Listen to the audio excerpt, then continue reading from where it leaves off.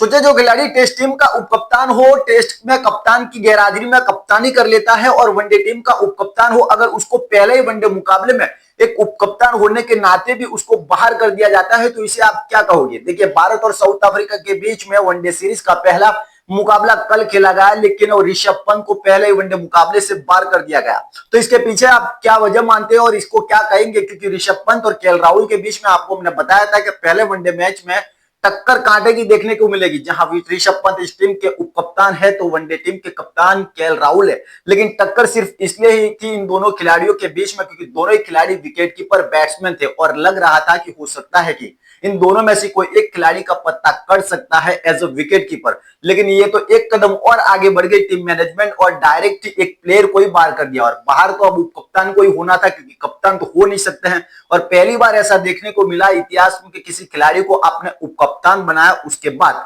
अचानक से पहले ही मैच में आपने उनको बाहर कर दिया, सिर्फ इसलिए क्योंकि आपके पास दो दो विकेट कीपर थे। अब बात समझने की यह है कि जिस ऋषभ पंत ने टेस्ट टीम में भारत के सामने जो दो मैच खेली, साउथ अफ्रीका दोनों मैच जीती, लेकिन उस टेस्ट मैच में दोनों मैचों में कप्तानी तो इन्होंने ही की थी। जहां पर पहले मैच के जो कप्तान थे वो ऋषभ पंत की जगह पर शुभमन गिल थे, वो ऑफिशियल कप्तान थे, लेकिन जैसे उनको चोट लगी वो बाहर हो गए और पूरे मैच में उन्होंने कप्तानी की और बहुत अच्छी कप्तानी की। भले टीम इंडिया हार गई लेकिन उनकी कप्तानी की सराहना हुई थी। दूसरे मुकाबले में भी उनको ऑफिशियल कप्तान घोषित किया गया और दूसरे मैच में भी उन्होंने कप्तानी की। वो तो टीम का अच्छा परफॉर्मेंस नहीं रहा, वो टीम हारी, वो बात अलग है, लेकिन विकेट कीपर के पीछे और साथ में उनकी कप्तानी की काफी तारीफ हुई थी। लेकिन अचानक से वनडे सीरीज का ऐलान होता है और इस ऐलान में आपको कप्तान मिलता है ऋषभ पंत के बदले में केएल राहुल। ये सबको अच्छा लगा क्योंकि केएल राहुल बहुत अच्छा बैटिंग और विकेट कीपिंग पिछले कई टाइम से इनकी गैरहाजिरी में करते हुए आ रहे हैं और माना जा रहा था कि शायद यही कप्तान होंगे, और कप्तान बनाया गया केएल राहुल को, उपकप्तान बनाया गया ऋषभ पंत को, और लग रहा था कि इनको कुछ होता है तो उपकप्तानी जो होगी वो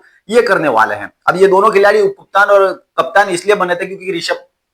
पंत के जो पहले जो कप्तान थे श्रेयस अय्यर ऑस्ट्रेलिया के सामने वनडे सीरीज से बाहर हो गए थे, वहां से अभी तक आ नहीं पाए और लौट नहीं पाए, इसकी वजह से इनको उपकप्तान बनाया। लेकिन वनडे सीरीज के पहले मुकाबले में जिस तरह से इनको बाहर किया गया है, दरकिनार किया गया है, और इसको आप क्या कह सकते हो? क्योंकि पहले वनडे मुकाबले में जहां आपकी प्लेइंग 11 में ऋतुराज गायकवाड़ की एंट्री होती है, आप वॉशिंगटन सुंदर को रखते हो। वॉशिंगटन सुंदर पता नहीं किस तरह से ये खेलते हुए आ रहे हैं, जहां पर इनको आज 5 नंबर पर बैटिंग में तो भेजा गया लेकिन इन्होंने कुछ खास कमाल किया नहीं। बॉलिंग में आपने इनसे सिर्फ 3 ओवर की बॉलिंग कराई। वनडे क्रिकेट में जहां बॉलर 10-10 ओवर गेंदबाजी करते हैं, ये सिर्फ 3 ओवर गेंदबाजी करते हुए नजर आए। तो वॉशिंगटन सुंदर की जगह पर क्या ऋषभ पंत खेल सकते हैं? क्योंकि ऋषभ पंत की अगर खेलते तो एक आपको बैट्समैन अतिरिक्त मिलता। वो तो रोहित शर्मा और विराट कोहली की एक ब्रिलियंट इनिंग थी जिसकी वजह से टीम ने 350 रनों का स्कोर कर लिया था, लेकिन बॉलरों ने तो नैया डुबाई दी थी, जहां 332 रन करवा लिए टीम ने सामने वाली टीम के। लेकिन कुल मिलाकर के ऋषभ पंत को इस तरह से एक विकेट कीपर होने के बावजूद भी बाहर कर दिया, तो क्या केएल राहुल और इनके बीच में कुछ अच्छा नहीं चल रहा है? या टीम मैनेजमेंट ये चाहती है कि अब केएल राहुल हमारे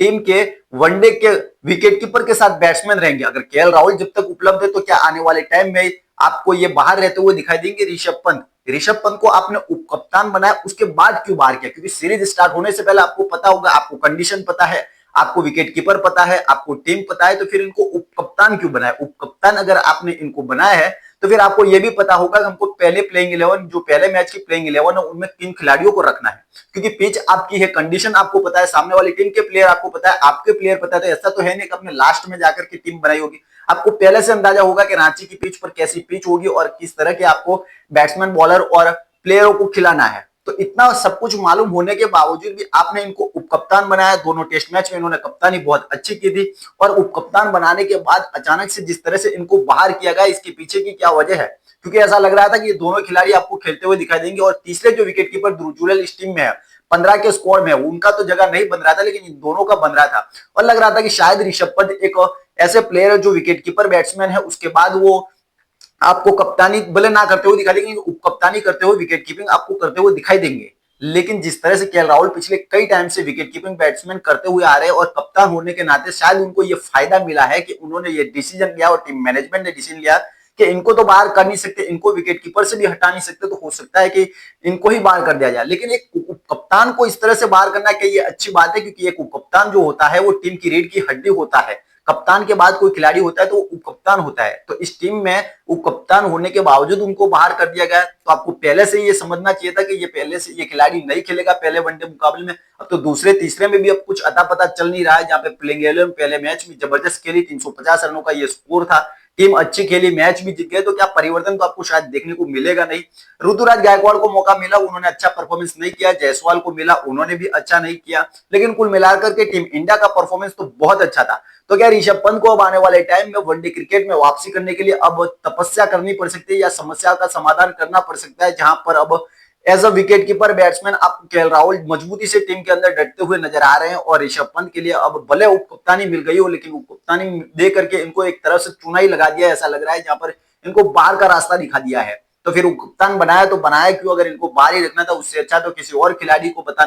बना देते, जैसे आप यशस्वी जायसवाल आपके पास थे, उसके बाद आपके बॉलर में थे और रविंद्र जाडेजा भी थे आपके पास, उनको उप कप्तान बना देते अगर इनकी टीम में जगह नहीं बन रही है। तो कुल मिलाकर के टीम मैनेजमेंट के जो फैसले पिछले कई टाइम से चलते हुए आ रहे, 5-5 ऑलराउंडर, 3-3 ऑलराउंडर, टीम हारती जा रही है टेस्ट क्रिकेट में, न्यूजीलैंड, उसके बाद साउथ अफ्रीका, ऑस्ट्रेलिया में वनडे सीरीज, और जिस तरह की प्लेइंग 11 पहले से चलती आ रही, कुछ इसी पहले इस मैच में आपको प्लेइंग 11 दिखाई दी, जहां पर और गड़बड़ी थोड़ी हुई दिखाई दे रही, लेकिन वो तो अच्छा हुआ टीम इंडिया मैच जीत गए, वरना यहां पर भी आपको अगर मैच टीम इंडिया हार जाती तो सारे सवाल उठते कि ऋषभ पंत क्यों नहीं खेले, लेकिन हमने तो उठाया कि ऋषभ पंत क्यों नहीं खेले, ऋषभ पंत की इस टीम में जगह बनती थी, तिलक वर्मा भी नहीं खेले हैं, ऋषभ पंत भी नहीं खेले हैं, क्यों नहीं खेले हैं वो अब आने वाले टाइम में पता चलेगा। लेकिन कुल मिलाकर के वॉशिंगटन सुंदर की जो जगह इस टीम में बन रही है वो कुल मिलाकर के संदेह के घेरे में है कि क्यों ये खिलाड़ी इस तरह से खेल रहा है, जहां उसको बॉलिंग दी नहीं जा रही है, बैटिंग में कुछ कमाल हो नहीं पा रहा है, फिर भी ये टीम में बना हुआ है, लेकिन ऋषभ पंत को आपने उप कप्तान घोषित किया और उसके बाद अचानक से निकाल दिया। देखते हैं दूसरे वनडे में क्या इस प्लेयर की वापसी हो पाती है एज उप कप्तान, या फिर इसी तरह से पूरी सीरीज में उप कप्तान बनकर के बेंच पर बैठे रहेंगे और टीम इंडिया ऐसे ही खेलती रह जाएगी।